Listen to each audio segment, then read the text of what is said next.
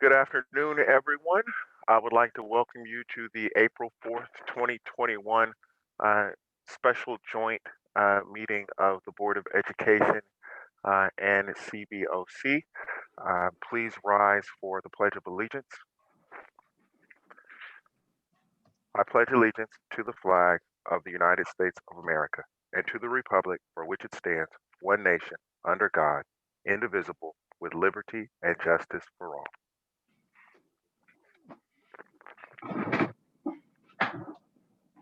Going to now go to item A2, and I'm working off of two different screens, so that's why you see me looking away from the camera. But we're going to go to item A2, which is the land acknowledgement. We recognize that we are presently on the lands of the Chochenyo, Mawekma, Karkin Ohlone people, and acknowledge them as the first inhabitants of the land we currently occupy.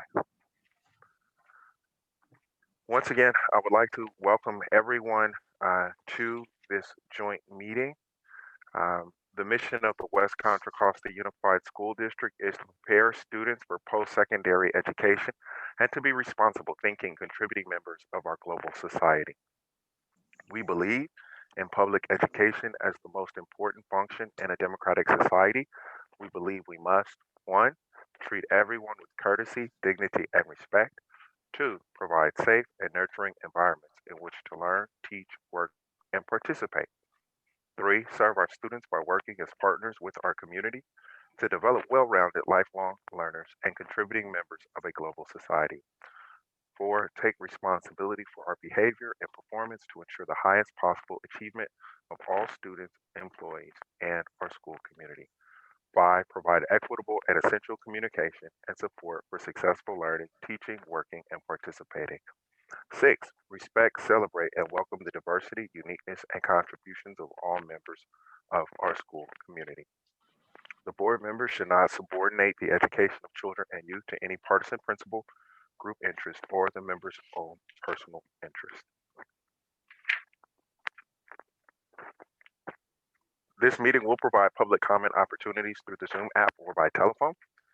To indicate your desire to speak on an agenda item, raise your hand by clicking on the appropriate icon in the Zoom app or by pressing *9 if accessing the meeting by phone. In order to be recognized to speak, your hand must be raised before public comment begins for the item. To access translation of the agenda, click the top of the web page using the word English for translation into multiple languages. Meeting interpretation services are available via Zoom by clicking on the globe icon at the bottom of the screen. Due to the Brown Act, board members cannot discuss items that are not on the agenda and do not usually respond to items presented in public comment. That said, we're going to go on to item A4, which is the roll call. Dr. Wold, if you could do the roll call for the board and the CBOC, that would be fantastic. Certainly. Starting with the Board of Education, President Phillips. Here. Clerk Smith-Folds. Present. Member Reckler. Good afternoon, everyone present. Member Christian. Present. And then Member Gonzalez-Hoy is not present tonight. Moving to the CBOC. First, Don Gosney.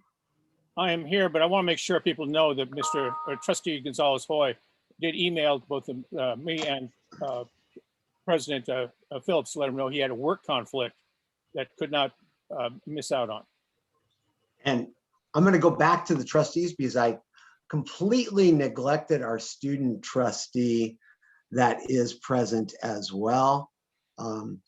Student trustee Thomas Leon. Here, present. So full apologies there. So thank you, Don Gosney. Sally DeWitt from the CBOC. I'm here, thank you. Lorraine Humes. Here. John Anderson. Present. Okay, I see one more in the audience I am promoting. And then I see a phone number calling in that I'm not sure if that might be one of the CBOC members. So I'm going to quickly just unmute so that they can speak. It's a 510-529 number. I've unmuted you if you're either Maisha or Joseph, if you would speak so I know. Maisha had a family emergency, so she will not be here. Okay, so then that isn't either. So then we have Guadalupe and Lanya. I'm here. Okay, and so I do not see currently Maisha Cole, who you just stated, or Joseph Camacho.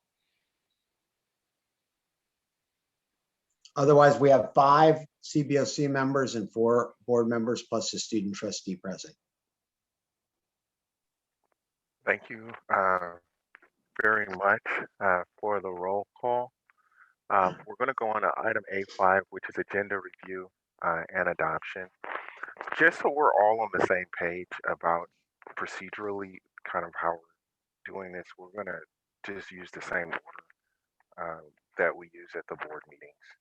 So everybody who is on the board, everyone who is on the CBOC will be able to ask questions and be able to make discussion. It's the same Rosenberg's rules that we use when we're on the board. And it'll apply to everybody. Board members, the order that we're going to go in this evening, we're just going to go in order of your trustee area. CBOC members, I'm just going to do the chart. I have your roster in front of me. The first name that I have on there is Sally DeWitt. Then I have Don Gosney. Then I have Lorraine Humes. Then Joseph Camacho, Maisha Cole, Guadalupe, and Yana, and John Anderson. So I'm just going to read off the names in that order, and then you guys get ask your questions and make your comments in the same order. It's going to look very much like what we do at a board meeting. I'm just saying that so we're all on the same page as we start. So we're on A5, which is agenda review and adoption. Are there any questions about the agenda? Okay. Do we have any public comment? Looking right now, I do not see any hands raised at this time. Okay. Thank you so much. Can I have a motion to adopt the agenda? Trustee, can you give me a motion? Sorry. Okay, so it's been moved by Trustee Reckler and seconded by Mr. Leung. Any discussion? Seeing none, we're gonna call the vote. Mrs. Smith-Foltz? Yes. Christian? Yes. Reckler? Reckler, yes. Leung? Leon, yes.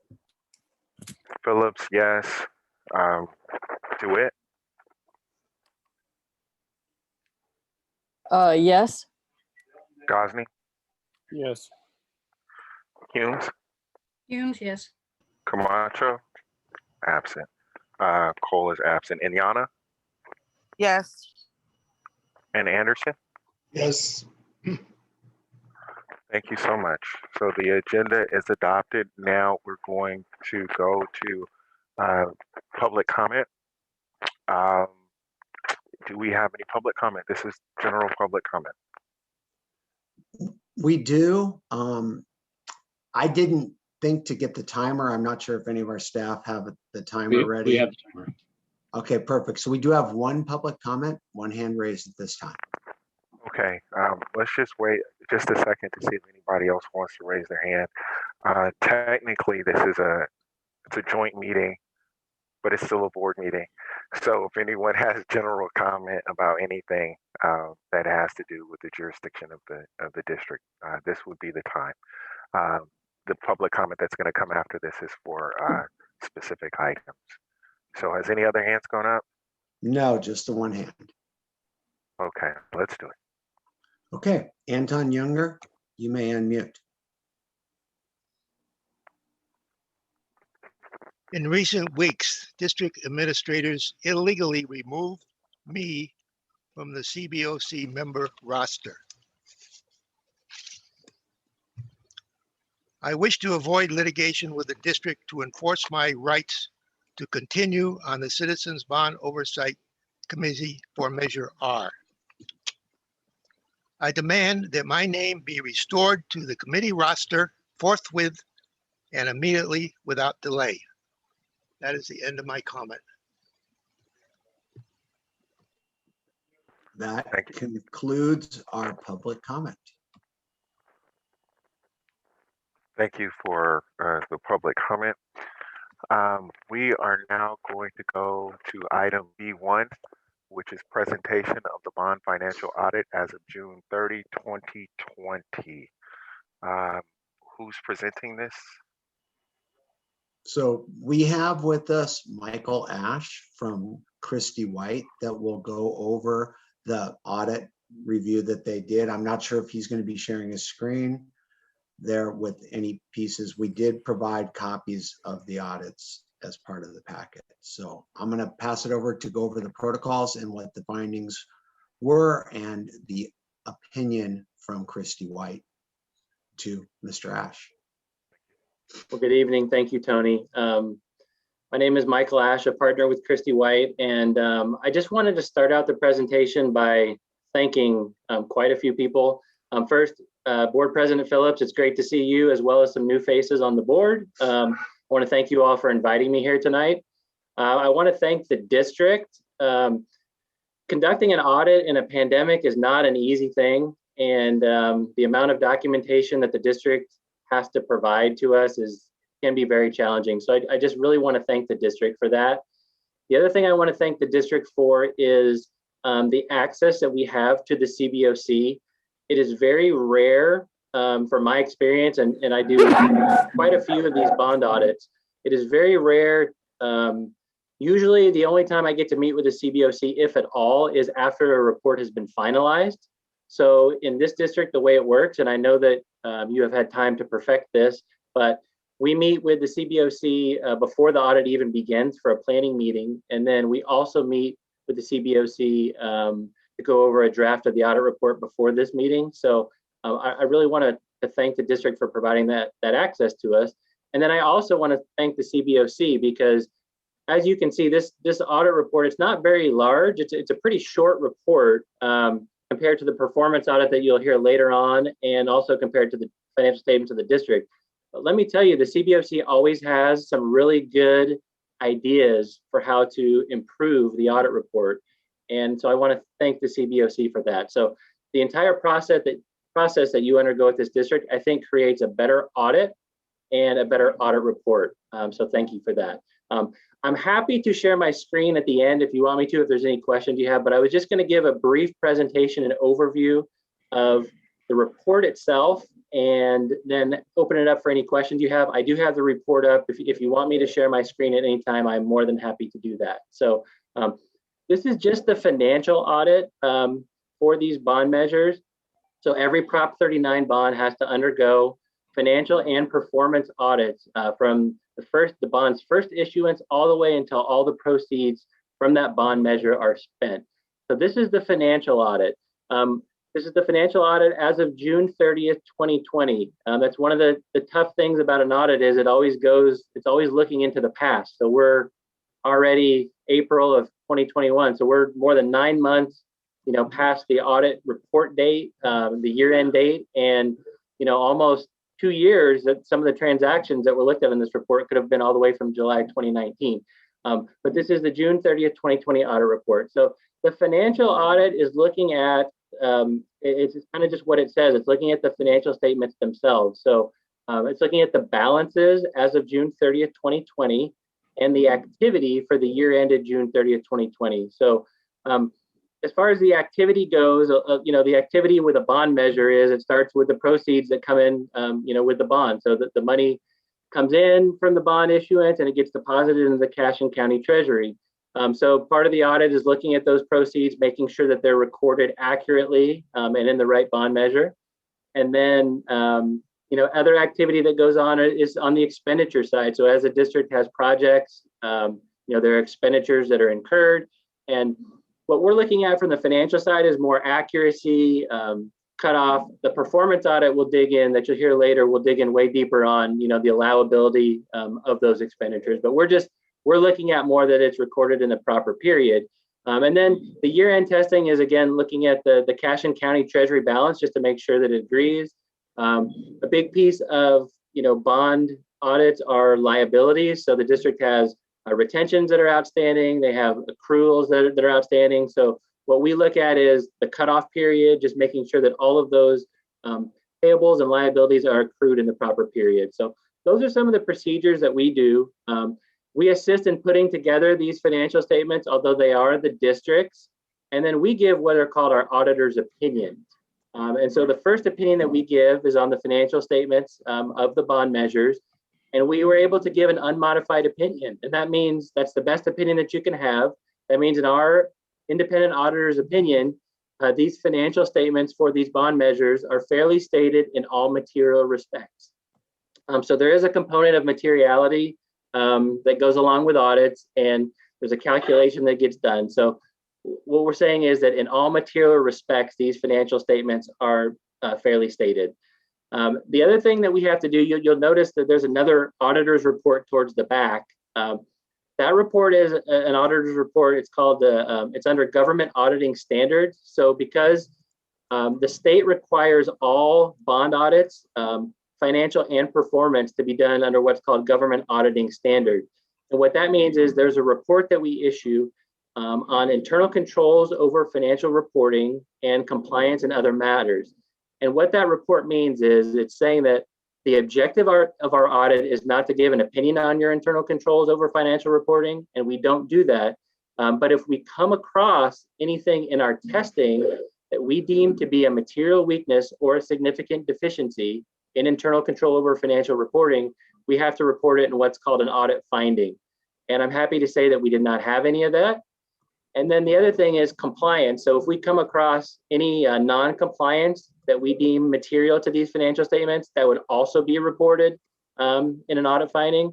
And again, I'm happy to say that we did not come across anything. So no findings there either. So this is about as clean of a report as you could possibly hope for. So again, that's going to conclude my presentation.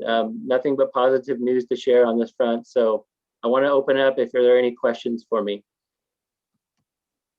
Thank you very much, Mr. Ash, for your presentation. We are now going to go to Q&A. We're going to start with the board in area 1. What would be an example of a material weakness? So a material weakness would be if we came across something. Now, remember, this is just related to the bond itself. But if we came across an issue or an item under internal controls, let's say the district let's say they had no way to account for bond funds. Like, this district separates them into separate sub-funds within the building fund. So let's say that they just commingled all the money together and there was no way to really identify without, a lot of work being able to separate those type of measures. That would be something that would be a material weakness. If we saw that there were no accrued liabilities as of June 30th with as much activity as going on in these bond measures, that would also be that would signify a material weakness, because it would be like, well, you're not even looking at your accruals to making sure that you're putting things in the proper period. So those would be a couple examples. Is there going to be a difference in the way that you do an audit post-COVID than there was pre-COVID? Can you tell me what the difference would be? Yes, there is a difference, and a lot of it focuses on what changed at the district. So a lot of our procedures necessarily haven't changed in what we look at, but the procedures within the district probably have changed quite a bit, and did change because, everyone working in a remote environment. So the things that the district was doing before, they weren't doing, the same after. So yes, the audit does look very different in that regards, post-COVID versus pre-COVID. Now, the end product will not look different, but the audit procedures themselves certainly can look different in a COVID world. Okay. President Phillips, that's all for now. Thank you, ma'am. Area 2. Thank you, President Phillips. The question, the audit is based upon all the new facilities that were, or everything that was done over the past couple of years or recently. Is that the audit is based upon all what has happened over the period of time?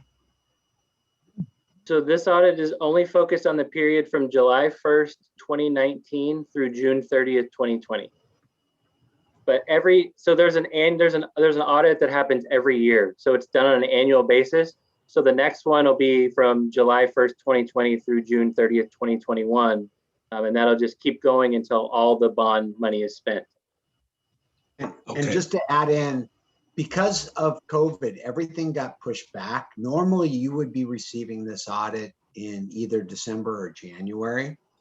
And so while they just finished this one, they're already beginning to get going on the next one that will be due on the normal timeline back in January for expenditures that went back to last July.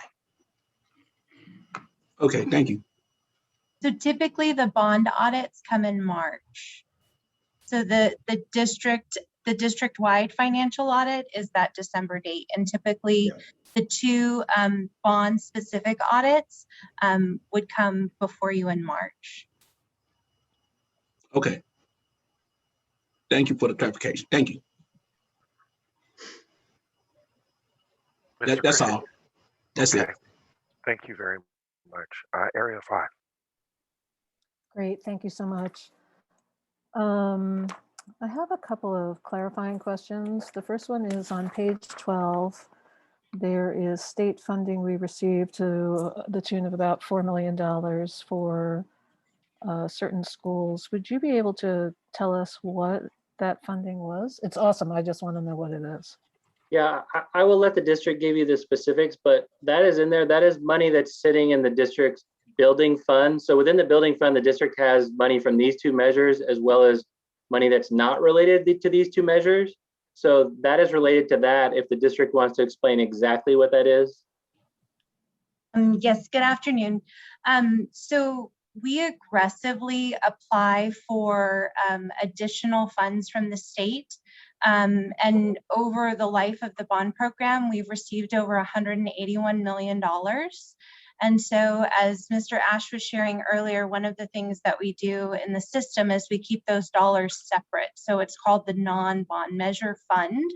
But those are dollars that essentially we receive from the state that we can use to leverage across our program for other projects. And so most recently, two in particular, for the campus replacement project for Pinole Valley High School, we submitted for a $16 million application to the state.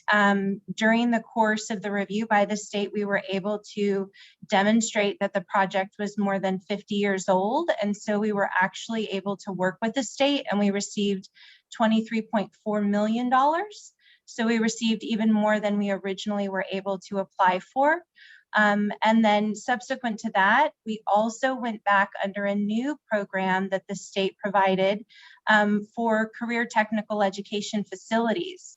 Since the district has built dedicated CTE facilities at our high school sites, we went back and applied under a program that was kind of intended to be a grant program for reimbursement for CTE facilities where we had eligibility at sites like El Cerrito. So those funds we don't have yet, but we have approval on those, and we're working through the application process. So there are more dollars that we anticipate we'll receive, to the tune currently of about $12 million in additional state funds that we'll receive down the line.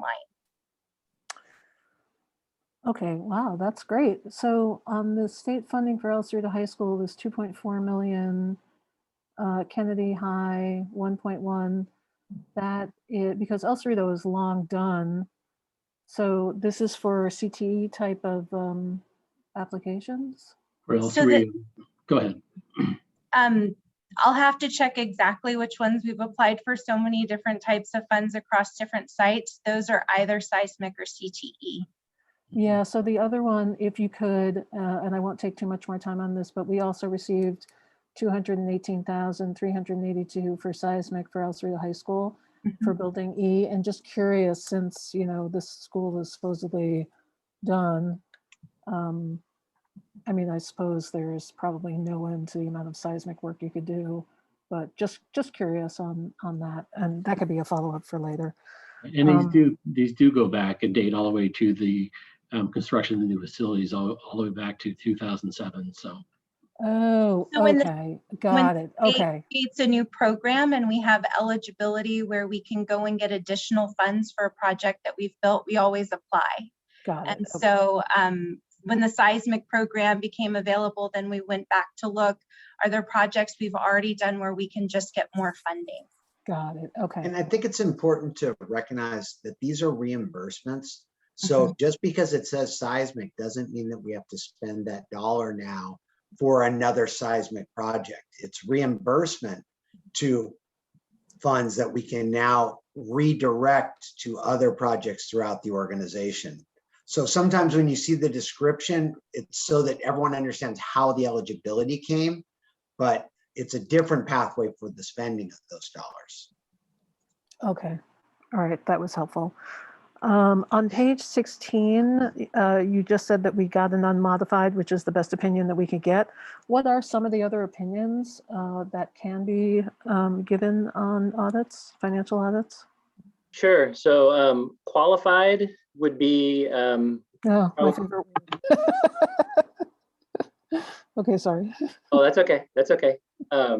Yes, qualified would be the next one. So what qualified would mean would be as if there was like, you know, one significant thing that we saw, but most of the rest of it looked okay. So it could be like a qualified opinion on this item, and then the rest is unmodified. So it's like an except for this one thing.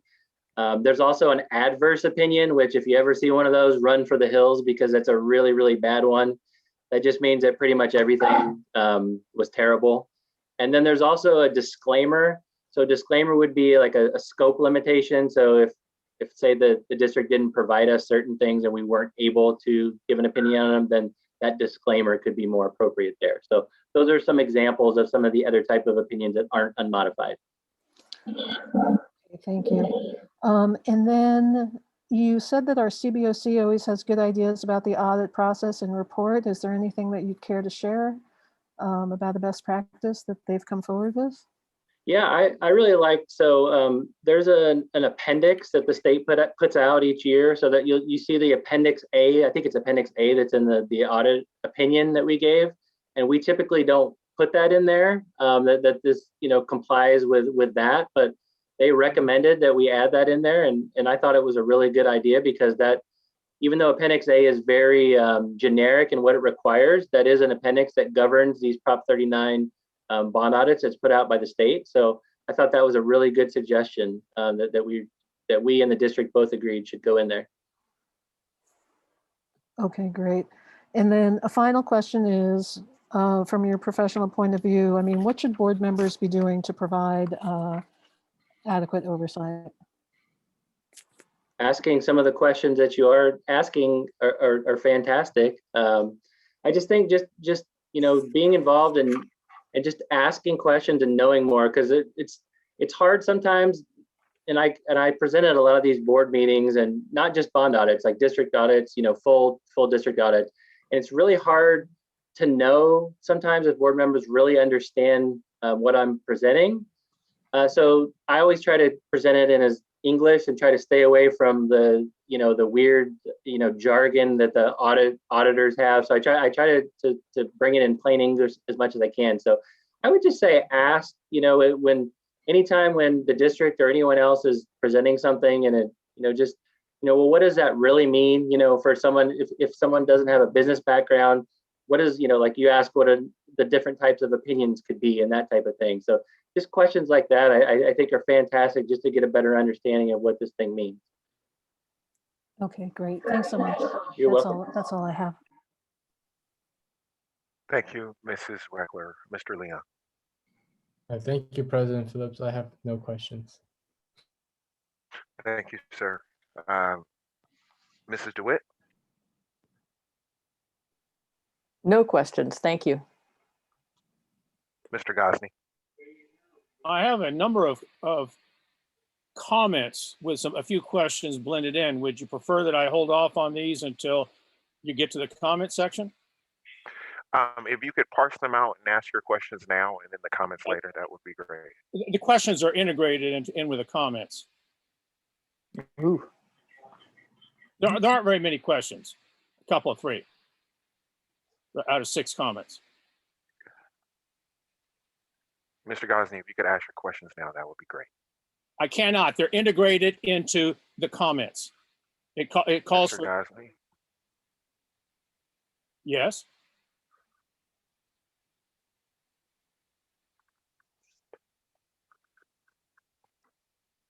Ms. Hughes? Do you have any questions? No. Mrs. Inyana, do you have any questions? No. Mr. Anderson, do you have any questions? No. Okay, thank you so much. Do we have any public comment on this item, Dr. Wolf? I am looking for hands. 1, 2, 3, 0. No hands. Okay, so there's no public comment on this item. We're going to go to discussion. Area 1. So you saw that there were no red flags that the district is doing on this part of the financial audit. Is that correct?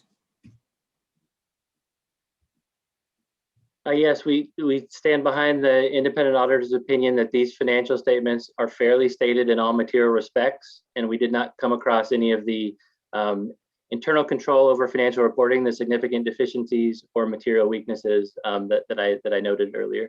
Okay, thank you so much. I'm sorry, that was a question, not discussion. I have no discussion. Thank you. Thank you very much, ma'am. You all, if we can just follow the order that we normally do, I would really appreciate it. And that is not directed to you, Mrs. Smith-Folds. You're sitting in the meeting. It's a larger conversation. So if we could just do what we normally do, I would really appreciate it. And area 2, any comment, any discussion? No comments. Thank you very much. Area 5. Thank you. I have nothing further at this time. Okay, thank you so much. Mr. Leon. I have no comments. Thank you. Okay. Mrs. DeWitt, do you have any discussion? No, thank you. Okay. Mr. Gosney. Yes, I have 6 items here. These comments are more about content and formatting rather than the actual audit. Nonetheless, if there's ever a document that needs to be 100% accurate, an audit is probably that document. Item number 1, add something to the cover page to identify that this is a financial audit. The name of the auditing firm, the date of this audit, and whether this is a draft or a final. People should not have to read the report just to learn this information. Even now, I don't know if this is a draft or a final.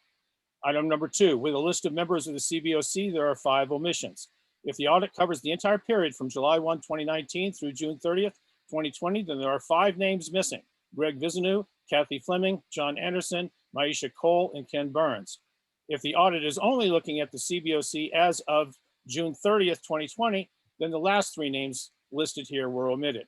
If the audit is only looking at those that were members on the last day of the fiscal year, it would stand to reason that this audit would only cover the finances on that last day as well. If the audit is supposed to cover the full 1-year period, then it shouldn't cherry pick which to include and what to exclude.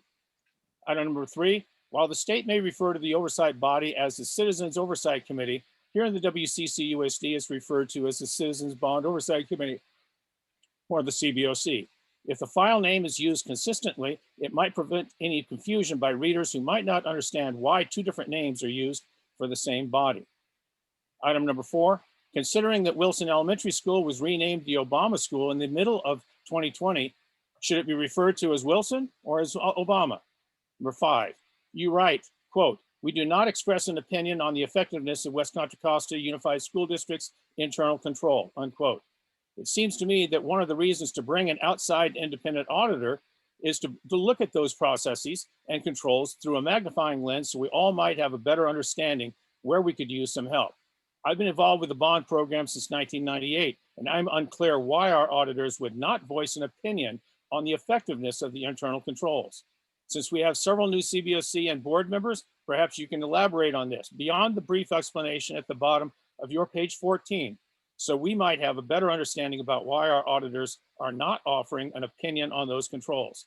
We recently spent millions of dollars on a forensic accounting investigation with 112 recommendations that, even after 6 years, have not been fully resolved. At the bottom of your page 15, you write, quote, "The purpose of this report is solely to describe the scope of our testing of internal control and compliance and the results of that testing, and not to provide an opinion on the effectiveness of the entity's internal control or on compliance," unquote. Is this something that's normally included in a financial audit, or is the scope of your audit limited when the contract was solicited? Item number 6, this last one, several times throughout this audit, there's the date January 27th, 2021, suggesting that this audit was drafted on that date. Considering that there's a statutory requirement that these audits be received by March 31st, would this audit have been available for the board to receive prior to today so the district would not be out of compliance? Thank you.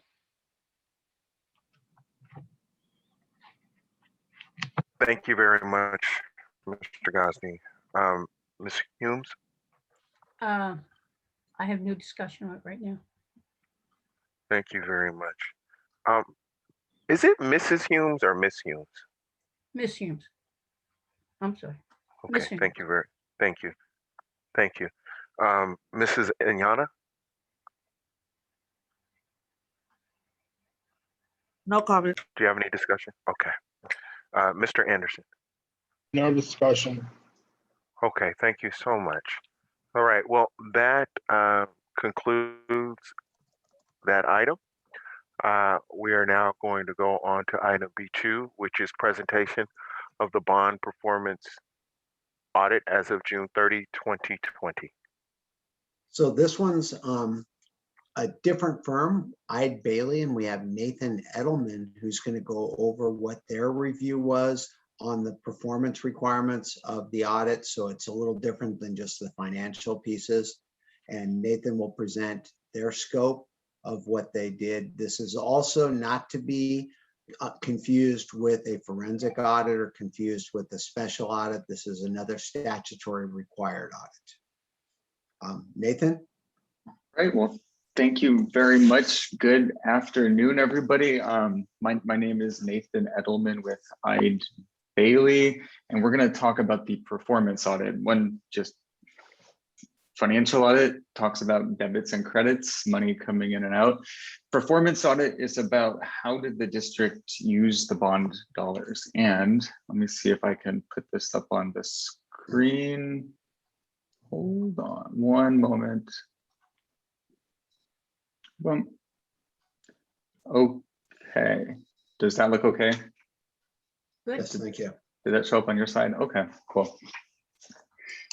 Okay, the performance audit. You do have in your packet that it's a draft performance audit. We have the draft watermark on there still. I'll just be clear, the audit is complete. There is nothing else that we need. It's really just have this discussion with the bond oversight committee, the CBOC and the board, and then we can finalize the audit as soon as any comments have been considered. So as I said, with the performance audit, the objective is focused on ensure that the district spent the construction bond funds on allowable construction projects. And you can think of that as kind of the bare minimum, the basic requirements of what the performance audit is going to look at. Don't think that what we applied here is the bare minimum basic requirements. We looked at, and I should be clear, the people who were working on this, the folks that were assigned to work on this audit, who work with the project managers, who work with district staff, they have worked on a number of similar audits, focused much more on the construction industry operations and the regulations versus debits and credits. So It's not just, here's an invoice, does it tie out to another document and move on? This was a very intense, very thorough process. And some of the stuff that we looked at, and you can see the mouse, it is the development and adherence to design and construction budgets. Excuse me. We looked at the methods to track the availability of resources, the availability of bond funds versus the expenditures that will draw on those. We looked at how payments are processed by the district. We looked at risk management procedures, including change orders and claims avoidance, public bidding documents. We looked at conflicts of interest. We looked at education code and public contracting code requirements. And then finally, it's just construction industry best practices, things we've seen from other school district construction bond programs. We reviewed documents, including the accounting records of the contractors and the professional service transactions that flowed through the bond program during the year. That would be the information that shows up on the audited financial statements. We looked at payroll transactions. We looked at actual contracts or professional service agreements. I almost used them interchangeably for this purpose. Change orders. We looked at procurement files. We interviewed project managers as well. In all, we actually selected specific transactions from the accounting records, and it wasn't just the simple, we look at 20 items and move on.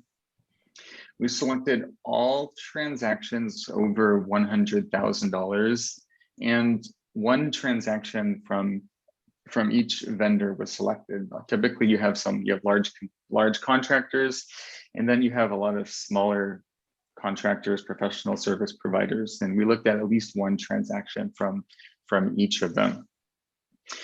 Vendor transactions of 89%, $44 million for Measure D was reviewed, and Measure E, which is much smaller, $6 million, which is about 85% of the total expenditures. And I was looking at expenditures to ensure that not just that they're allowable, but that they are supported by invoices. The payments were, the things I mentioned on the prior slides, payments were made in accordance with public contracting code, district policy. We looked at, I think if I recall, it's about 15 people, but we looked at 100% of the salaries that were charged to the bond programs. We looked at 35 specific contracts, like contracts or purchase orders, to ensure that the contractors were selected pursuant to district policy and public contracting code. We looked at change orders, 25 change orders / amendments, just referring to not just construction, but professional service changes as well, to ensure that those complied with public contracting code as well as district policy. The conclusion from all of this is two things. One, we'll call this one finding of all the things that could be identified from this, which would be things that I've typically seen in others, is that information presented to the CBOC, information presented to the board is not reliable, not complete and accurate, that districts sometimes don't budget properly the planned expenditures with the resources available to fund them, in which case you may progress through a project and realize that there's insufficient funds to complete the project. It's often, or sometimes it is the case that projects are started before fully considering how much funding is needed, which leads to an inefficient use of bond program funds because projects can be subject to cancellation. There's a lot of things that could be identified from this, and there's one item which is pretty easy to understand, and the district does not have a documented basis for distributing salary between the narrow category of bond compliant construction projects and routine everyday school facilities administrator expenses. And this is something that the district already knows about. I believe it's been identified previously because the district is in the process of developing that basis. One thing to note, we're looking at the year ending June 30, 2020. So the audit is a historical, it's looking at things that happened in the past over that 12-month period. And as of today, we didn't look at what happened since, but as of today, March of 2021, I would expect that the district has made some kind of progress towards remediating that. Although typically it takes a couple years because first findings are presented and they are considered and then they get implemented. But as I said, this is something identified in the past. So I do believe that progress has been made on that one. But then the overall conclusion, if you were to look at the report, it's summarized on kind of the first page and then again at the end, which except for this time documentation issue. And one more thing I should just be clear and clarify with the time documentation. We're not saying that the district charged inappropriate time to the bond program. Actually, there's a basis for what they have and it's reasonable, it sounds good, but it's not something that can be audited. So then, sorry, for the overall, our overall conclusion is really that the district expended the bond funds for one, allowable activities and accounted for all of the dollars running through the bond programs. And the dollars are being used in accordance with district policy, public contracting code. Projects are being subject to public competitive bidding. The district is following its conflict of interest policies and those required by state law. That is, as was noted for the financial audit, an unmodified opinion, you don't really have the same phrases, I guess, the same language in the audit standards applicable to performance audits. But this is a very positive thing. This is one of the better things that you can receive from the performance audit.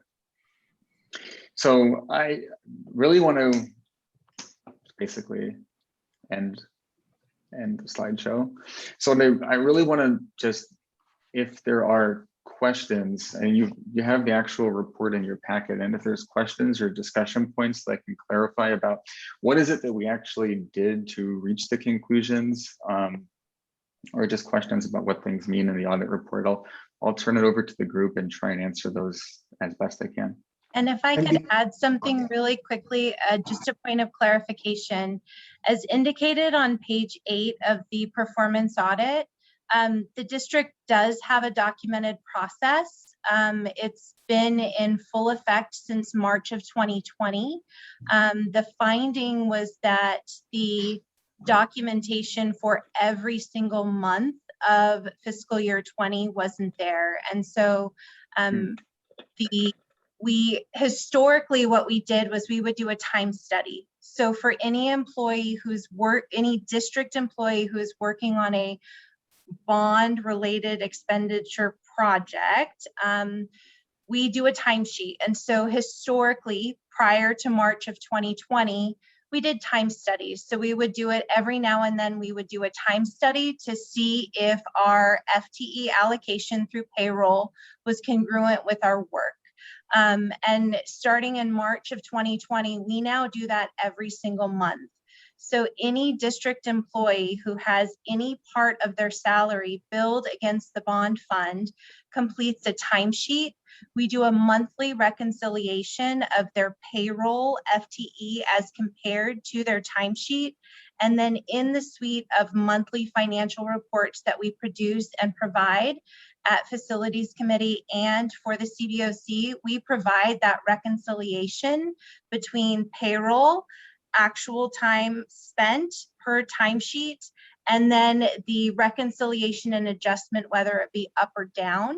And that has been our process since March of 20. So we've now been doing that for more than a year. And just one additional note, it is true what Mr. Edelman said. Our implementation of it is something that has evolved over time. For example, management employees, we don't work a 7.5-hour day. And so one of the things that we wanted to resolve was who pays for what part of the day if we work a 10-hour day. And so all management employees that are charged against the bond fund, it's by percent, because the justification is our job is to do all of our work. And so our timesheets are done on a percent basis of reconciliation. but for our employees that are hourly, it is done by hour. So I just wanted to share that. We're really proud of the process that we've put into place, and it was kind of a bumpy initial implementation. But not only is this the work that we're doing every day, but it's something that we're also reporting on a monthly basis. And we feel a lot more confident in our internal controls and reporting associated with this finding. So we do agree, and we have agreed, and we've been implementing something now for a year. But it is true that from July of 2019 through February of 20, we were not doing that on a monthly basis. And I just think that's really important for everyone to know. And I just want to jump in because this is probably one of the most important pieces of the audit when you look at how you're charging time, because the law is very clear on what administrative salaries can be charged to a bond, and they have to be directly related. So part of the work when I came in, because this audit reflects the first year I was here, as well as we started to analyze things, we looked at exactly what Melissa just explained, the time accounting and the bond. And while there are individuals that are in administrative positions that support the bond, and I'm going to use myself as an example, I don't believe that we should be charging a penny of my salary or my time to the bond, even though I do the bond financing in that piece. So we made adjustments, and it was appropriate that when the year started, things were set up one way. Even when you journal it away, so it isn't there any longer, it's an appropriate historical fact that we needed to make that change. And now we do have a monthly reconciliation where truly the only thing charged to the audit is to the bond is the time that is focused on the bond. So we just want to make sure, as everyone is looking at this, that they understand that this is part of the move that we've been making over the last 18 months to clean up our position control and make sure that we're very compliant with each of the pieces. So we would have been concerned with the quality of this audit had this not been brought forward.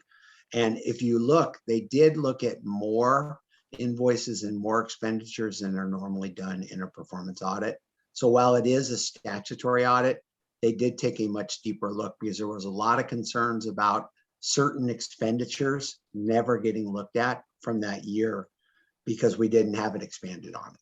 So I just wanted to make sure that that was all mentioned. Yeah, and I would just add that we were able to, by using the time accounting, we were able to actually balance out our FTE charges within our annual budget to help narrow those adjustments that would transfer out during the months.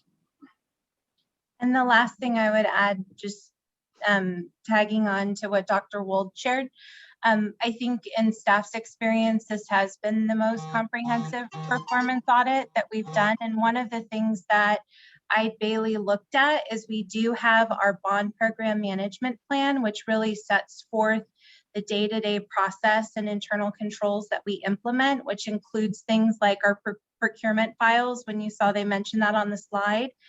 And so in addition to asking for all of the code requirements associated with procurement, they also asked to make sure that we were following the process that we've set forth in our plan. I know that was a little bit beyond just the scope of the performance audit, but it was a very good exercise for us to go through to make sure that we had everything in place.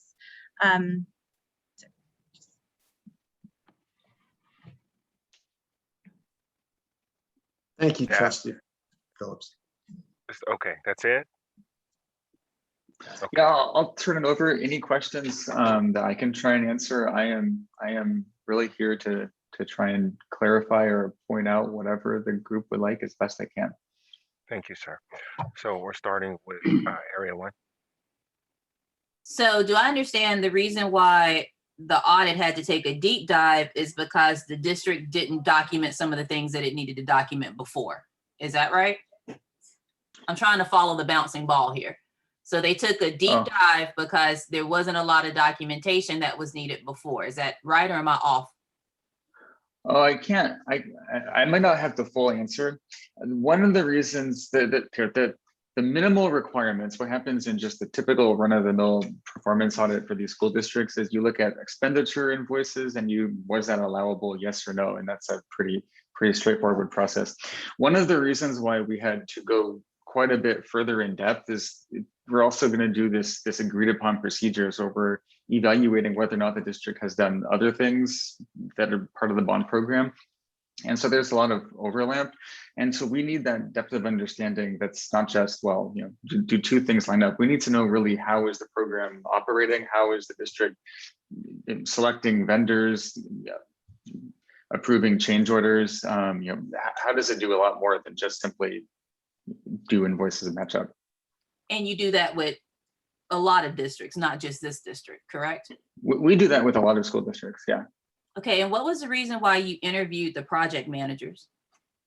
Oh, the project managers are the people that are into the details about, you know, selecting vendors, approving change orders. They have the depth of understanding to give us answers to questions so we can understand how the program is operating. And then when we look at documents, it's not just someone gives us a document, we can look at them on the computer. It's pulling those up side by side with people and talking about, well, how did this happen, so that we have a thorough understanding to reach our conclusions. Okay, and then why did you pick the number $100,000 as the number to select to then look at? Why that number? Is there other numbers that you could have picked? Do you typically pick lower numbers, higher numbers? Why did you land on that number? Yeah, that's a good question. I don't know. I don't remember specifically in this case. It wouldn't surprise me if that's sort of an arbitrary number. There's nothing in a requirement that says you pick $100,000. Nothing in Prop 39. That must have been us from evaluating the total list of expenditures, sorting them by vendor, by project, and picking a number that gave us a thorough representation. But aside from that, it's kind of arbitrary. Could have been 200,000, could have been 50,000. We would have looked at that and made a decision. Okay, and then after this kind of follow-up conversation, so the time distribution problem is no longer a problem anymore because the process has been in place and has been used for a year now. So that's now okay, right? Ms. Payne? I should probably clarify, just officially speaking, I really don't know because we only looked at 12 months ending June 30, 2020. I do know that what Melissa has said, sounds correct. And I would expect that if we were to repeat this for June 30, 2021, we can validate and say, yes, we do know it is correct. So and that will be the test. So what you predict is next year when we look at this audit again, or whenever the time comes up, that part will be gone because that is now taken care of. That is my expectation. Yeah. Okay. That's it. Thank you. Area 2. Thank you, President Phillips. The question I have, I guess over the years, with the projects of new schools, were there any schools that were over budget and overspent? And then as far as, monies had to be allocated or going in other directions to complete those projects? I don't think I can tell you a direct answer to that. I don't have that historical knowledge, and there's no table that's in this report where we've said budget versus actual expenditures.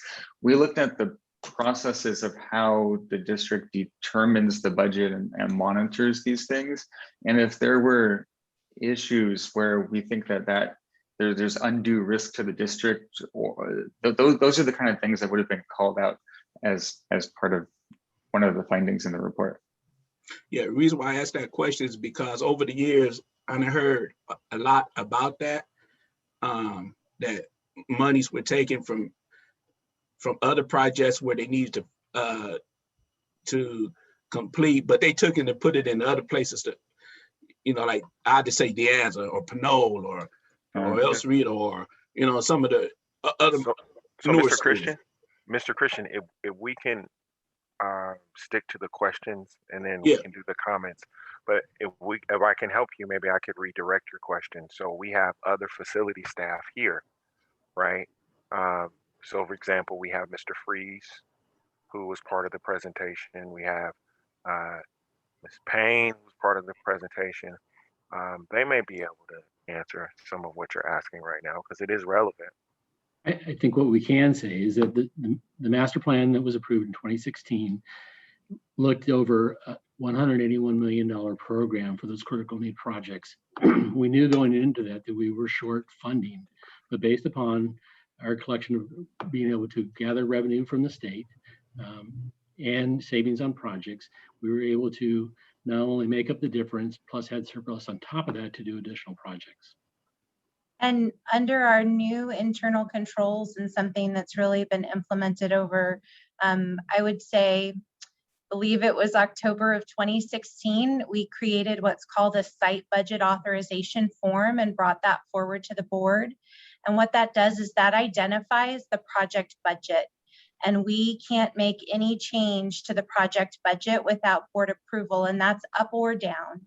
And so we will come before the board anytime there is a budget increase that might be needed or a budget decrease. And a lot of times at the completion of the project, we'll do a financial reconciliation of all of the contracts and the costs. And any savings in that project budget will make a recommendation that it be returned to the bond fund such that those funds could be used and allocated out of the bond fund to another project in the future. And so we will always come before the board with our site budget authorization form to make any change to a project budget. And so you'll always have that information. And as part of that reporting to you, we also do what's basically a financial impact statement that'll identify what that increase or decrease to that specific project budget will do to the overall bond program. We have a number of monthly reports that we do that identify project budgets, and we'd be happy to spend more time going through those reports so that you'll always have that information at your fingertips. But shortly, just to answer your question, that is not something that happens. We will always look for board approval to increase or decrease a project budget. And anything that comes forward is within the project budget, any expenditure. Okay, thank you. That's all I have. Mr. Christian, if you have follow-up questions on that, on what they just said, you could ask them. All right, thank you. That's it. That's all I have. Okay. Area 5. Thank you. I do have some questions. So this performance audit was presented in a draft form, which I thought was a little unusual. So would you be able to tell us when we're going to get the final, and are there going to be changes? Oh yeah, sure. I don't know the past practices for this group. It's not unusual for us that oftentimes oversight committees see the draft before it becomes final. There's nothing that's going to change, nothing that we expect to change. We're done with everything that we need to do. It's really just remove the watermark and we can issue the report. Okay. And that can be tomorrow, potentially. It's just, yeah. And then the final reports will come forward to the board for acceptance sometime in April. And I don't know, Dr. Wold, if there's an exact date for that, but all of the audits would be coming together to the board in final. Correct. We have the financial audit that was the regular district financial audit that was just completed. We'll be taking that to the budget committee on the 16th. And then trying to bring all the audits together on likely the 28th as a single. Okay, so April 28th. Okay, and so once again, there just won't be any changes. You're just going to take the watermark off. We're not going to expect some bombshell when that shows up on the 28th. No. If there's any changes, it'd be just trivial administrative corrections, edits on page numbers, something like that. Okay, thank you. The next question is, it goes back to the time management. So as the process has been described, I just want to make sure that you sound like it's something you're going to be able to audit in the future. Oh yeah, I can never I can never say what's going to happen in the future, but I'm not too concerned about that one. It's, you know, it seems that there's already corrective action in place, and that's a little unusual. Normally we identify it in the year that and the following year would be almost over, so it's not really possible to implement it. I don't think that's even the case here. It sounds like the district has corrected that or implemented corrective action in fiscal year 2021. So I'm not too concerned about that. And then kind of just from an inherent risk perspective, there's not that much payroll that's charged to the bond program. I'm sure if the district wanted to, they could make an argument and try and justify charging a lot more payroll to the bond program than they are. They're not even attempting to do that. So the actual salaries that are running through the bond program they're reasonable, and they're easy for us to directly attribute to working on bond projects. So I don't have any particular concerns about that one. Okay, yeah, no, I just want to, I mean, I'm not trying to pigeonhole you in any way. I'm just trying to figure out, okay, it sounded like there was work to do here. It sounds like it's been addressed. And then just from your point of view, does it sound like something that's reasonable that you can come back in a year and be like, oh, okay, this is something I can actually, there are some underpinnings here that we could look at. Yeah, I think that Okay. one is, of all the things that could have been in, and all the things that are difficult to address, I think this is actually pretty straightforward. Okay, that's great. Well, good. Thumbs up. Yeah. Another question I have is that there's this feeling that this is a bare bones performance audit, and you just said that it's not. Are there different types of performance audits? And Yeah. Sorry, go ahead. Just are there different types of performance So, audits, and where would you put this on the scale between bare bones and you know, we're yeah, you so know, you know, like there's not different types of performance audits, but a performance audit is just a very broad term, and Proposition 39 really says go have a performance audit.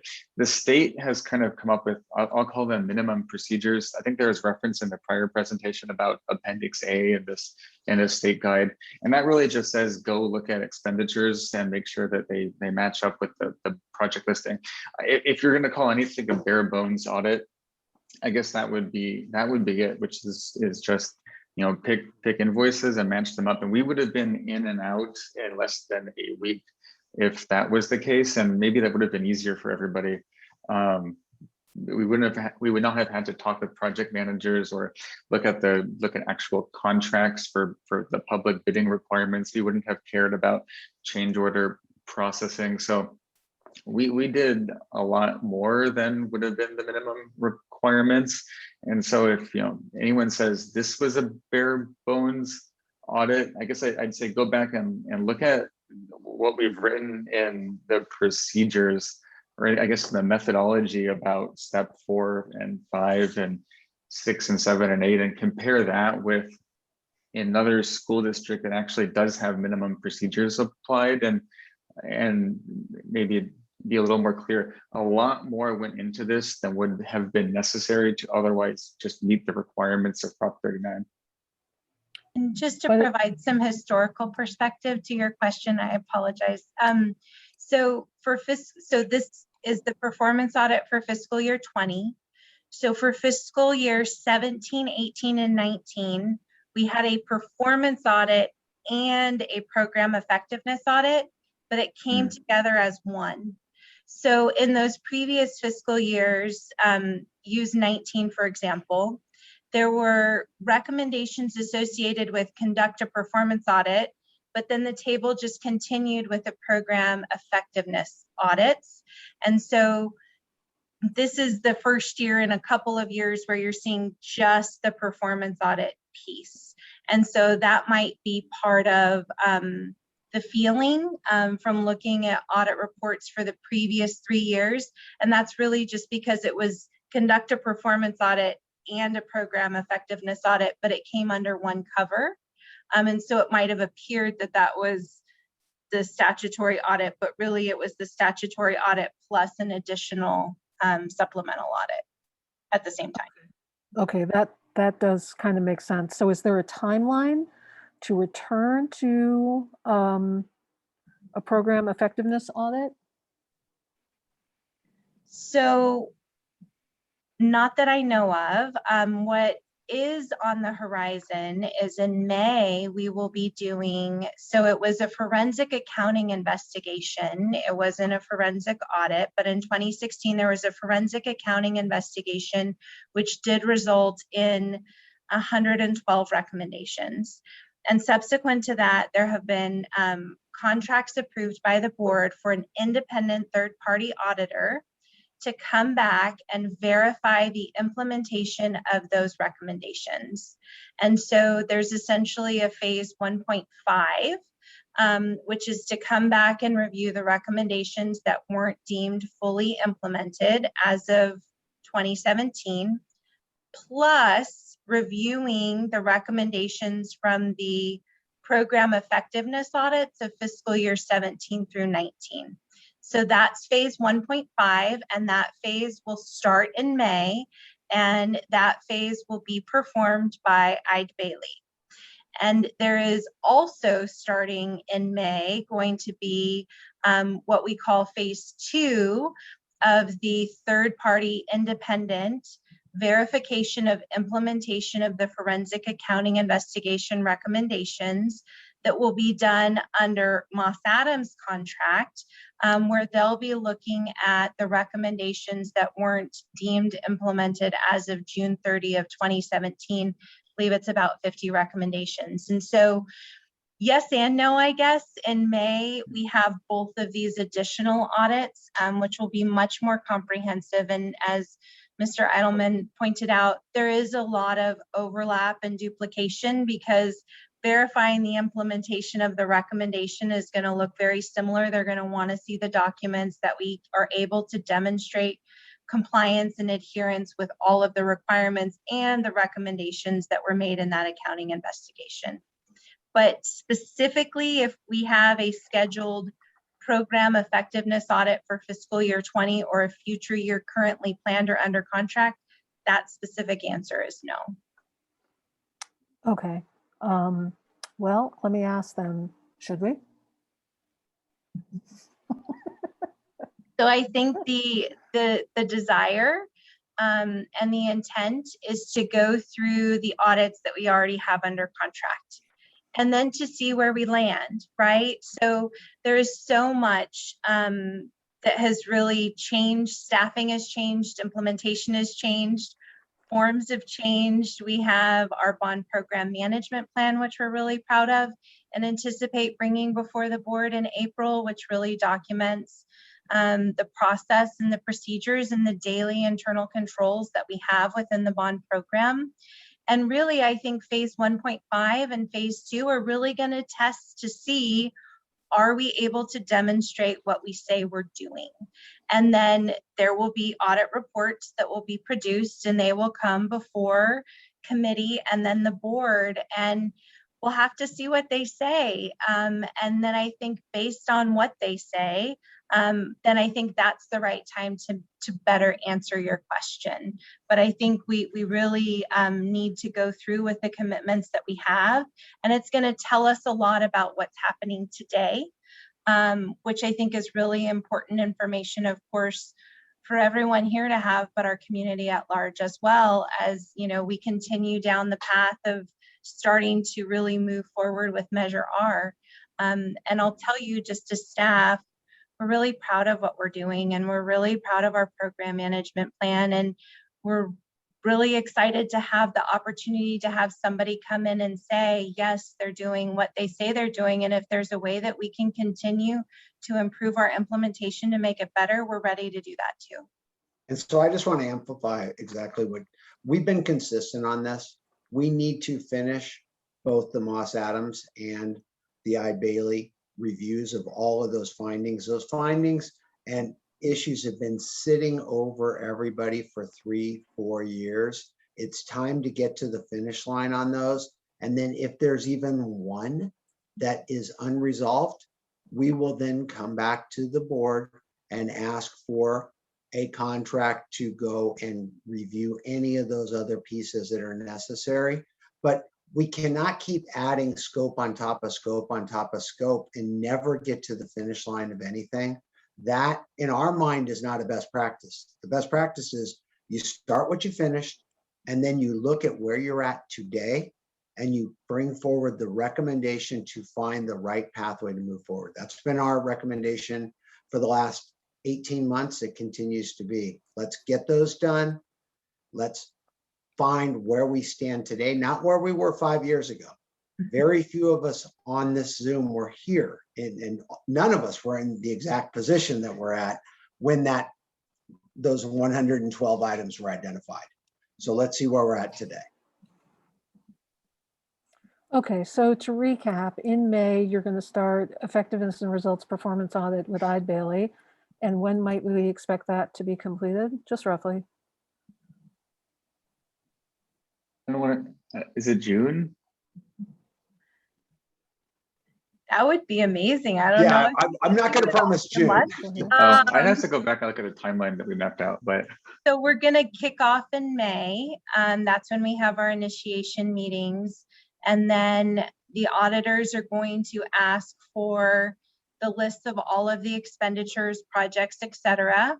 And then they'll pull their samples so that they can start to determine. And so I really think that we'll know more in May after we have the kickoff meetings with both auditors. And then, we'd be happy to provide that information in a Friday memo to bring updates on that to facilities committee. But I don't know if we can pull off an audit in 1 month. But the goal would be this calendar year is our current operational goal, that we are not going to see another new year, if at all possible, with this continuing to linger over all of us. Okay, so effectiveness and results performance audit and the 2016 forensic accounting investigation, we think we're going to be wrapped on this by the end of the calendar year. I forget what year we're even in anymore. I've been writing 2020. So by the end of 2021, we think we're going to be good on both of those, correct? Yes. Okay, and then Ms. Payne, you did mention something about the bond program management plan. When is that scheduled to come to the board? So it will most likely be the April 28th meeting. April 28th, okay. Okay, oh, that's exciting, okay.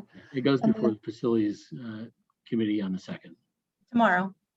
Oh, tomorrow facilities? Okay, oh, there's a lot on that. I think I'll be on that. I'll be on that call. Okay.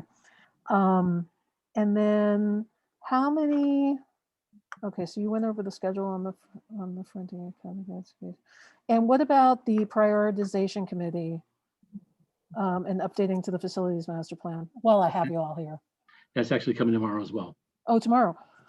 All right, well then tomorrow, Friday, I guess I will be on that call. Okay.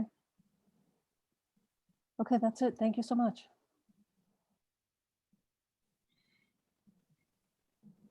Mr. Leon. I have no questions. Thank you. President Phillips.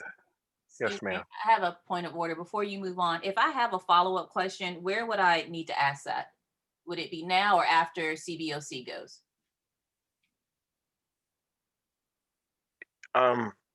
If you have a follow-up question, just flag me. I was going to go to Ms. DeWitt. I was about to say her name. But if you have a follow-up question and you want to ask it now, go ahead.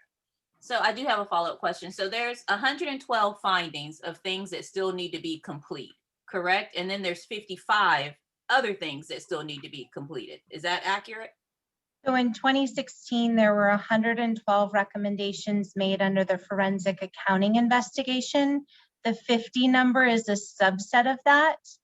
We believe that the majority of the recommendations, and I would say like in the 90s, are implemented and complete. There are a few that relate to policy that have not been completed at this time. And there are 7 recommendations of the 112 that call for the other recommendations to be implemented. And so the implementation of those recommendations is being accomplished through the audit itself. So it would be incorrect to say all 112 are implemented, but we do believe that we are ready to do the verification of the 112 plus the recommendations that were made from the program effectiveness audits of fiscal years 17, 18, and 19, of which I think there's about 20 to 30. So you're ready for someone to come in with a white glove and say clean, all good. It's okay. So that's all right. That was my only question. Thank you. No problem. Mrs. DeWitt. Yes, sir. I do have a question. And so I'll just go ahead and ask it. The district's 2016 facility master plan was comprehensive. It was developed with considerable community input and an eye toward site level educational excellence and equity across the district. The performance audit indicates expenditures were aligned with voter-approved bond measure D&E project lists. That was said in the overall conclusion number 2. Unfortunately, the project lists in these 2 bond measures were broad scoped and generalized according to one of the 2016 forensic audit recommendations. Under the circumstances, can this or any performance audit indicate how closely expenditures are aligned with the facility master plan in particular? Yeah, I can try. Comparing the expenditures to the facilities master plan is not something explicitly in here. So we're looking to ensure that the expenditures met the legal requirements and that they also went through all of the board approvals, and the projects, the contracts have to go through, including change orders, go through the board approvals. So we do make sure that that portion took place. But if there's only a loose tie to the facility master plan, then it's out of scope as far as your performance audit or any performance audit would be to check the facility master plan and its implementation. It's something that could certainly be done. I mean, there's almost an unlimited number of possible procedures that could be applied in an audit. But that's not, it's not something that is explicitly in one of these procedures here. Thank you. I have no more questions, Mr. Phillips. Thank you. Thank you, ma'am.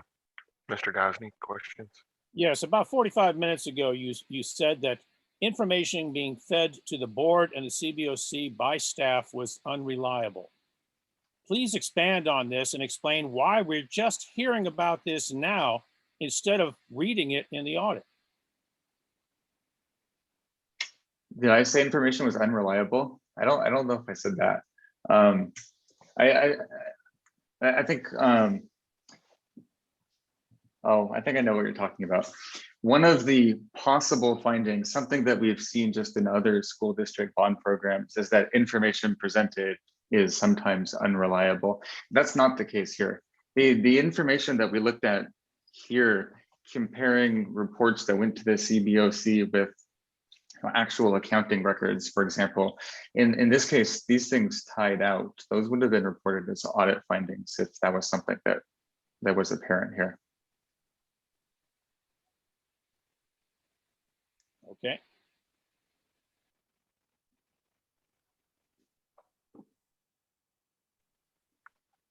Mr. Gosney, is that it? Yes, that was it.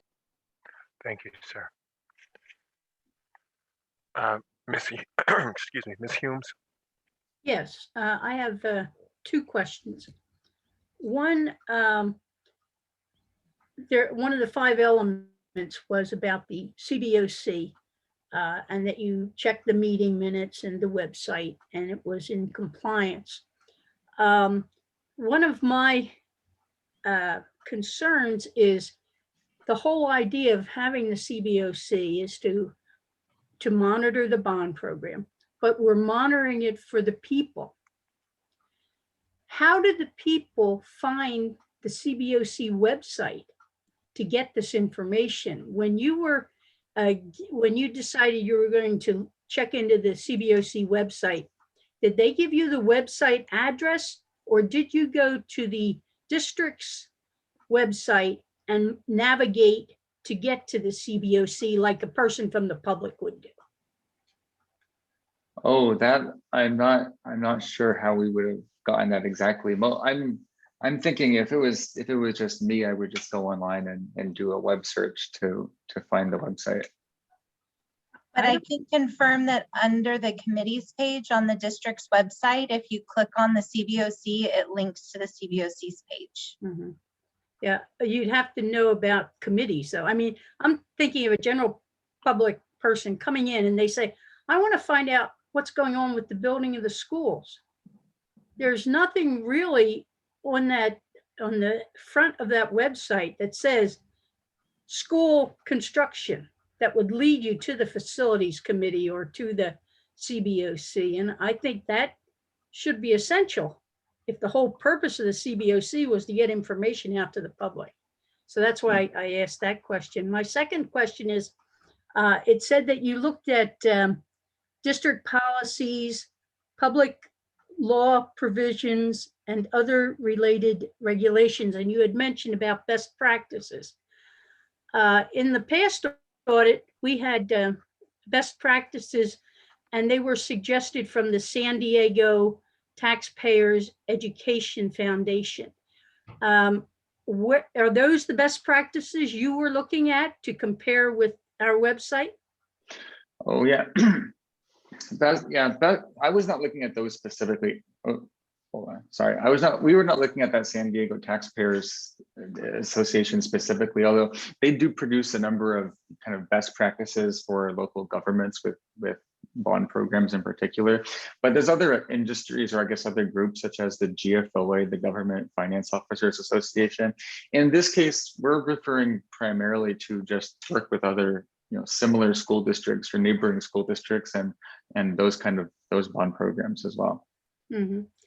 Could you give me or send to me via Mr. Gosney or Mr. Phillips a listing of where you look to validate this, to evaluate the website?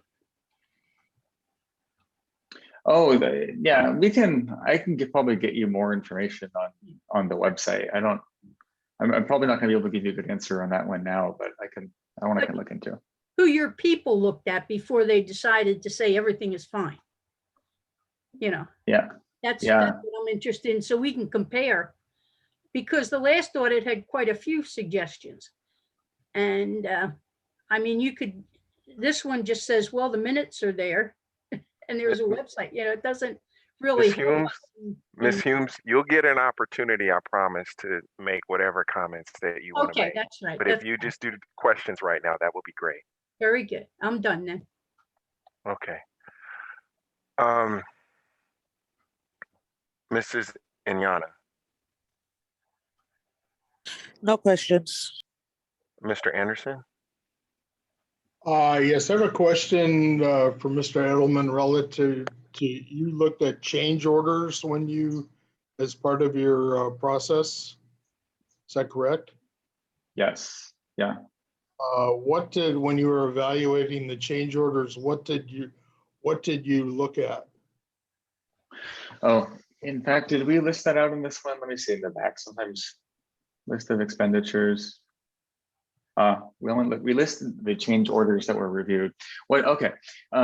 When we looked at the change orders, the primary things that we're going to look at is, one, what is the reason for the change order? Is this a change in the scope, or is there an error, some kind of a mistake that was made?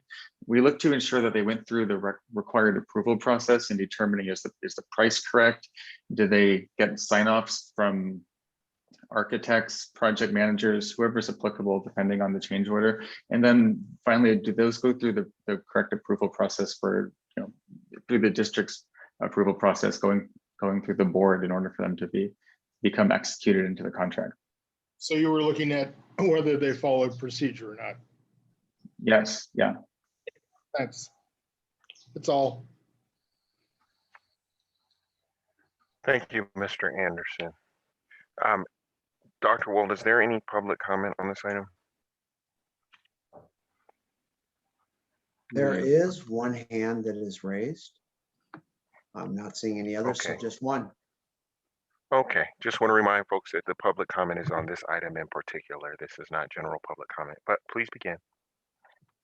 Okay, one moment here. Anton Younger, you may unmute. I want the board to understand that this is the fourth year that there's been an exception by the auditors on the time management. This first was recommended in 2017 audit. As a result of the lack of effective time management, millions of dollars of bond funds have been used to subsidize the general fund over the past years. The fact, as of today, the current time management system using by these districts has not been audited. People can say, yeah, we hope it's going to be, we may be, but the fact is, as of today, the new system has not been audited.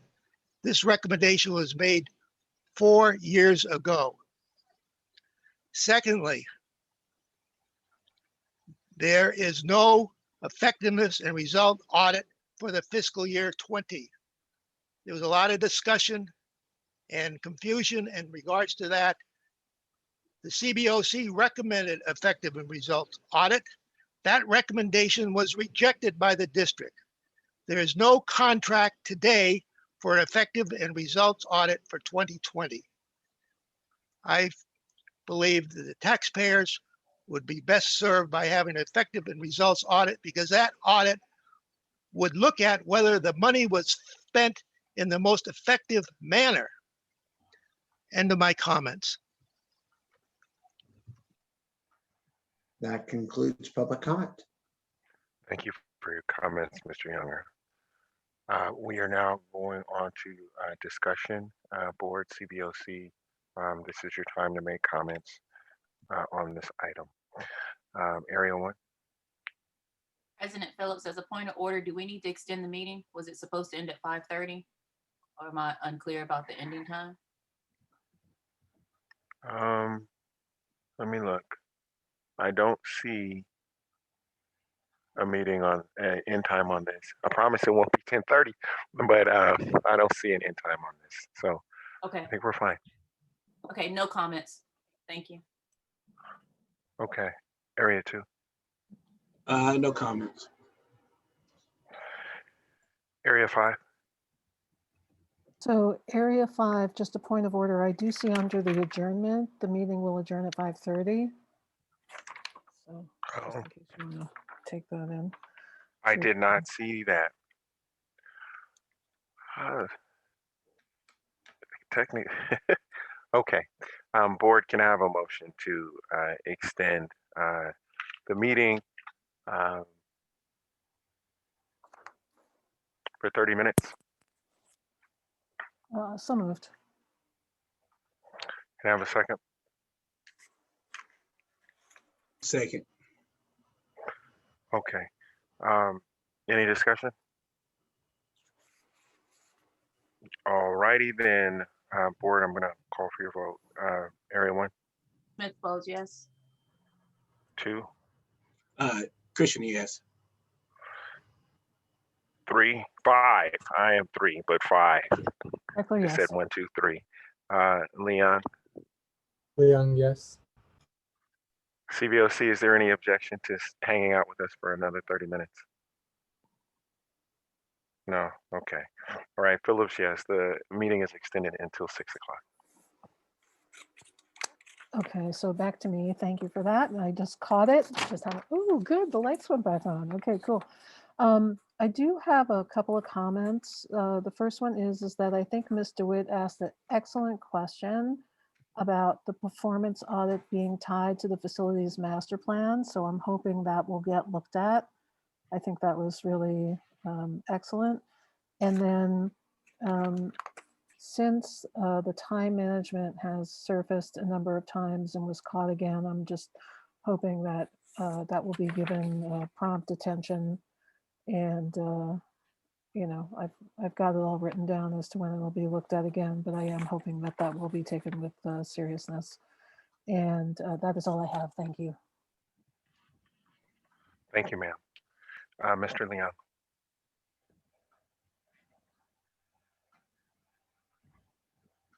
I have no comments. Thank you. Mrs. DeWitt.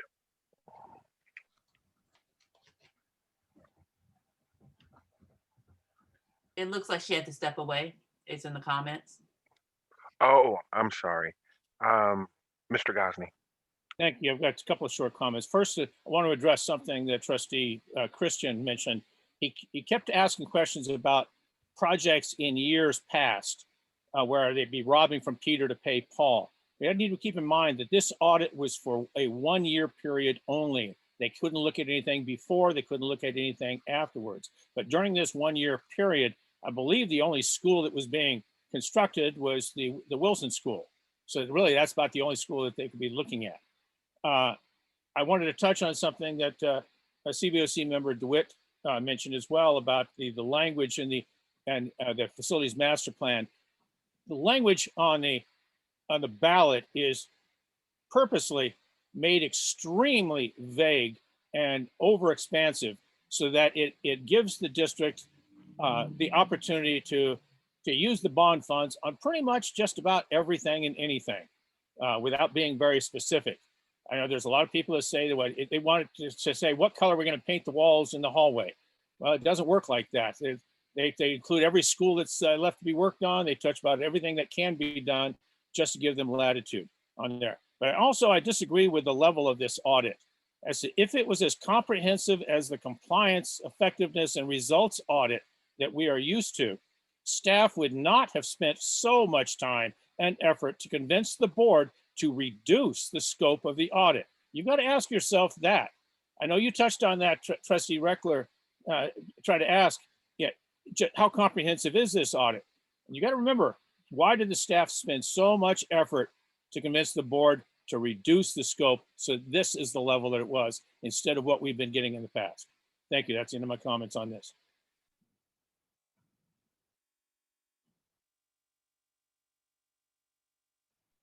Ms. Humes. Yes, I'd like to follow what Mr. Gosney was saying. I think one of the reasons why we have the excellent board management program was because of the proficiency audits and the FAI audit that looked at effectiveness. And they did an excellent job in making this program addressing policies and procedures. And I don't know if that would have been done if it hadn't been for the effectiveness audit and the FAI audit. So it's something for the board to consider to continue doing that, to get the best out of it. If your program is keyed right, then you'll be getting fine audits anyway. And I expect you will. Thank you. Thank you, Ms. Humes. Mrs. Inyana. No comment. Mr. Anderson. My only comment is I concur with the previous comments made by Mr. Gosney and Ms. Humes. Thank you. Thank you very much, Mr. Anderson. Thank you, everybody who made comments. This item is now closed. We're going to move on to item C, which is comments from the board president and CBOC chairperson. Mr. Gosney. Thank you. Yeah, I want to, first off, for the record, Ms. DeWitt left at 5:26 p.m. Okay, I want to thank everyone involved for helping to make this meeting happen. I appreciate that we were finally able to schedule a joint meeting between the Board of Education and the Citizens Bond Oversight Committee. I first started bringing this up to the board at public meetings starting last September and included the request in numerous emails and letters to the board, actually multiple boards. Considering that it's still included in board policy 7214.2, should it have taken this much time, work, and effort to arrange for this meeting? As I've written many times, a meeting like this would normally allow for an open discussion between the two bodies with an interchange of opinions. I'm disappointed the staff made a decision on what we would be allowed to discuss, or more succinctly, what we would not be allowed to discuss. I'm also concerned about the process of arranging for this meeting and whether the possible scheduling conflicts might have been an issue. Even a discussion of which items the board president would oversee and which items the CBOC chair would oversee were taken away from the two bodies, or at least from this side of the body. I learned just a few hours ago that this meeting was supposed to be a staff-run meeting with the two bodies as invited guests. Now I see that it's a board meeting with the CBOC asked as a tag-along. I want to go on record again with my disagreement in staff's recommendation, which was approved by the previous board, for this to be a bare bones compliance performance audit. It's what I refer to as the Walmart version, where the cost was more important than the quality. The CBOC advocated numerous times for the performance audit to be more than just a compliance audit. We argued that it should be a compliance, effectiveness, and results audit.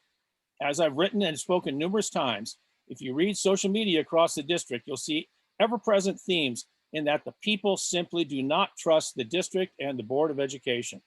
Whether it's educating the kids, reopening the schools, how the money is spent or overspent, and the bond program, there's a lack of trust due largely to the perception of a lack of communication, whether it's staff or the board reaching out to the community or the inability for the community to reach out to staff and the board to let them know what they think. I mentioned this lack of trust because it affects these audits and the CBOC. The purpose of both of these is to look over the collective shoulders of the board and staff to ensure that the public's precious tax dollars are being spent the way they should.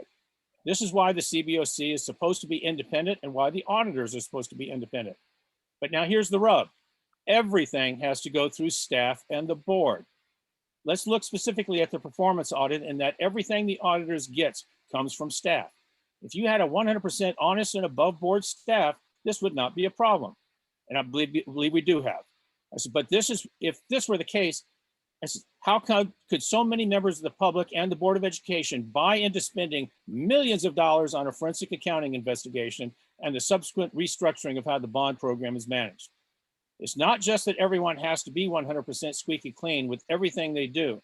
They have to convince the public that they're squeaky clean. That's why when staff recommends to the board and the board agrees to conduct only a compliance audit, it makes a lot of people wonder what's going on. The argument was made that if anything is found, the auditors can look more closely the next time around. We're talking about by the end of this year now, or that future audits will catch the problems. The nature of these audits is that from the time that something might happen to the time when it becomes public can be such a lengthy time period that there's little to nothing that can be done to correct the problem. For instance, with this audit, let's say that something happened on July 1st, 2019. We would just now be reading about it on April 1st, 2021, 640 days later. But these auditors aren't looking for things outside of what could be considered normal. The terms of the contract were set by those very same people that might be responsible for the out of the normal activities. The nature of a compliance audit doesn't allow the auditors to even speak with anyone that might be able to point out to them things that would normally be a big red flag. Does this sound right? Does this sound like the responsible way to handle hundreds of millions of taxpayer dollars? And as it so often does, I believe this comes down to a matter of control. The elected board members want to believe that they're in control. The very well-paid staff members want to believe that they're in control. And even community groups like to believe that they're in control. Personally, I'd like to see a partnership where we're still working towards, or all working towards the same goal, that this isn't a matter of who's in control, because it's all about the kids, isn't it? Thank you very much. I have one comment. I have more comments, but I'm going to make one comment. Mr. Gosney, you just said that if we had 100% honest and above board staff, this wouldn't be an issue. If you have a specific member of the staff that you believe is not being 100% honest and or above board, as you stated, please send a written complaint about who that person is to the superintendent. If for some reason you cannot send that complaint to the superintendent, please send it to me. But if you do not have a person in mind, I would appreciate it if you don't make those kind of comments about staff. That concludes my statement or my comment. And so that brings us to the next scheduled Board of Education meeting, which is an announcement. That next meeting is scheduled for the 14th. And with that, we are concluding or adjourning this meeting at 5:46 p.m. Thank you everyone for your time.